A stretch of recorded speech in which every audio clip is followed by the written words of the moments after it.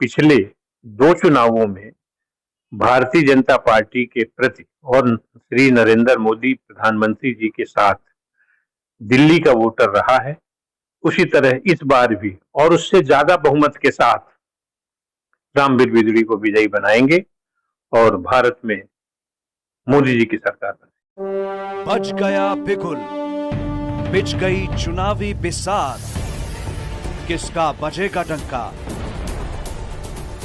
और किसकी होगी मात। नमस्कार, मैं हूँ राजन झा और आप देख रहे हैं जनता जनार्दन। और इस वक्त मैं संगम बिहार विधानसभा में हूँ और हमारे साथ आज खास मेहमान यहाँ के पूर्व विधायक डॉक्टर अश्विन गुप्ता जी हैं और लोकसभा इलेक्शन पर हम उनसे चर्चा करेंगे। नमस्कार सर। नमस्कार सर, आगामी लोकसभा इलेक्शन जो नॉमिनेशन स्टार्ट हो चुका है अब, और यहाँ से साई राम पहलवान जी को टिकट दिया गया है गठबंधन की तरफ से और एक तरफ से रामवीर सिंह बिदुड़ी को टिकट दिया गया, क्या लगता है सर? लगता क्या है, हर चीज बिल्कुल सामने है। गठबंधन बनने से तो वोट नहीं इकट्ठे होते हैं ना। जैसे पिछले 2 चुनावों में भारतीय जनता पार्टी के प्रति और श्री नरेंद्र मोदी प्रधानमंत्री जी के साथ दिल्ली का वोटर रहा है, उसी तरह इस बार भी और उससे ज्यादा बहुमत के साथ रामवीर बिदुड़ी को विजयी बनाएंगे और भारत में मोदी जी की सरकार बनेगी। लेकिन सर, अगली बार जो त्रिकोणीय फाइट था, देखा जाए तो अगली बार कांग्रेस अलग लड़ रही थी, आम आदमी पार्टी अलग लड़ रही थी। इस बार कांग्रेस और आम आदमी पार्टी का गठबंधन हो गया है, इस पर कुछ कहना है? दोनों के वोट जोड़ लीजिए, इसके बावजूद भी भारतीय जनता पार्टी के वोटों से कम है, तो सामने से विदित है। क्या है फर्क? फर्क क्या पड़ता है? 3 लोग लड़े, 2 लोग मिले लड़के, सब लोग मिलके लड़े, तो भी जब मत प्रतिशत 52% 53% भारतीय जनता पार्टी के फेवर में था, जो आज बढ़कर 60-62% होने वाला है, तो सब लोग के मिलने से, लड़ने से, एक साथ लड़ने से क्या फर्क पड़ने वाला है? जनता और समझदार हो गई है 5 वर्षों में। उन्होंने ये भी देख लिया इधर उधर करने से कोई फायदा नहीं है, तो क्यों ना देश में एक स्टेबल गवर्नमेंट दें, जिससे आने वाले 5 वर्षों में ऐसे कार्य हो सके जो कार्य पिछले 10 वर्षों में किए गए, चाहे मंदिर बनवाने का हो, चाहे CAA लाने का हो।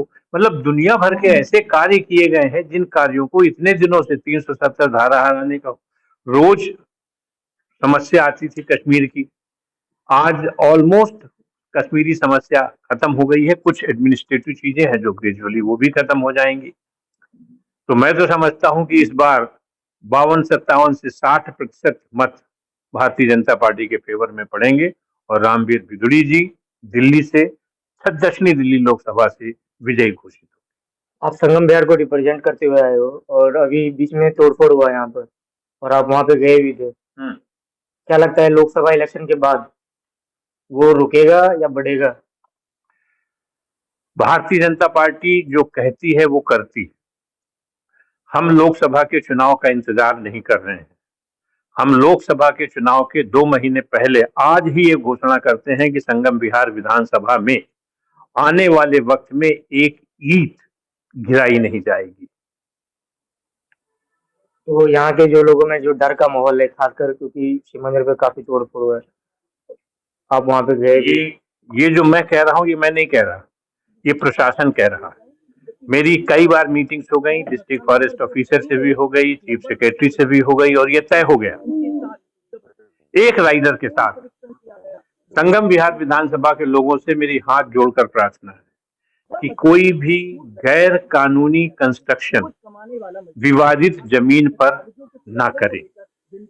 जब तक ये नहीं होगा, जब तक किसी माई के लाल की हिम्मत नहीं है जो संगम बिहार में एक ईंट का डिमोलिशन कर सके। और एक पूर्वांचल बेल्ट है खासकर संगम बिहार में, और उन लोगों का भी बहुत सारा घर है, तो उन लोगों के मन में तो डर था ही पहले से, और बीच में तोड़ फोड़ दिया है। लोग बोल रहे हैं कि 2041 का कोई मास्टर प्लान है, यदि वो लागू होता है। मैं आपके माध्यम से सभी पूर्वांचल वादियों को, पूर्वांचल में रहने वालों को, जो लोग अपना अपना क्षेत्र छोड़कर संगम बिहार में आए हैं, उन सब लोगों को बताना चाहता हूं कि वो अपने अंदर से इस बात का डर निकाल दे।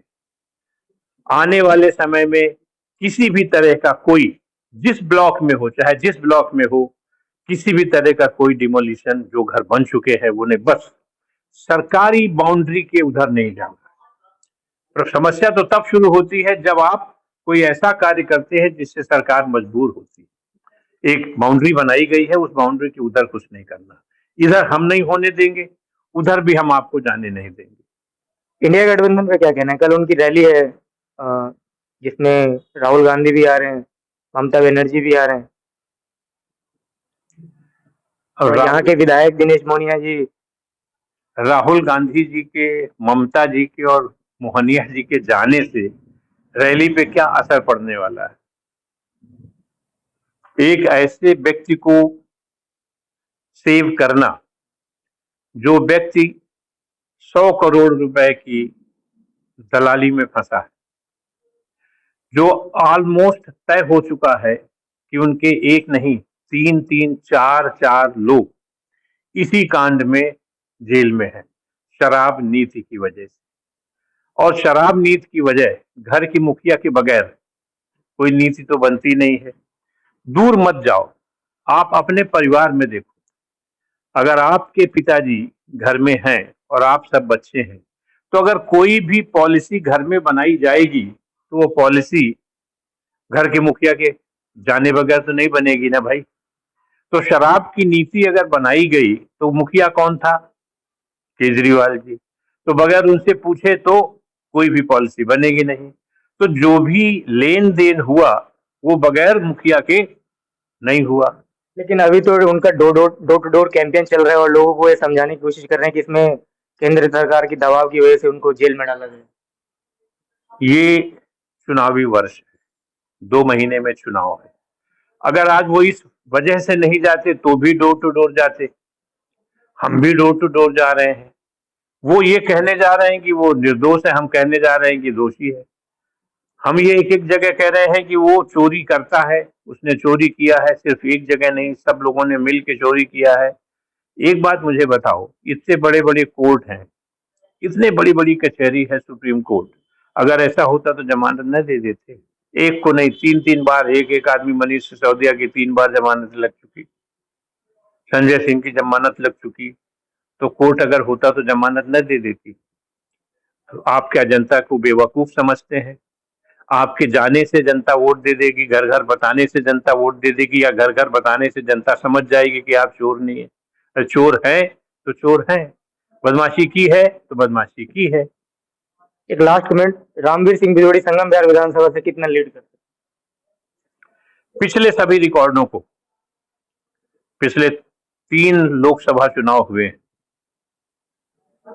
तीनों चुनाव को मिला करके जितनी जीत हुई थी उससे ज्यादा वोटों से रामवीर बिजोड़ी जीत के जाए। तो अभी हमारे साथ एसएल गुप्ता जी थे, जो यहाँ पूरे विधायक भी हैं और अभी संयोजक भी हैं भाजपा के, जो संगम बिहार को लीड भी कर रहे हैं। अभी उनसे हमने जाना लोकसभा इलेक्शन पर जो यहाँ पे जो जनता का माहौल है। आप इस रिपोर्ट को ज्यादा से ज्यादा देखिए और शेयर कीजिए। बहुत बहुत धन्यवाद। Thank you very much. Thank you.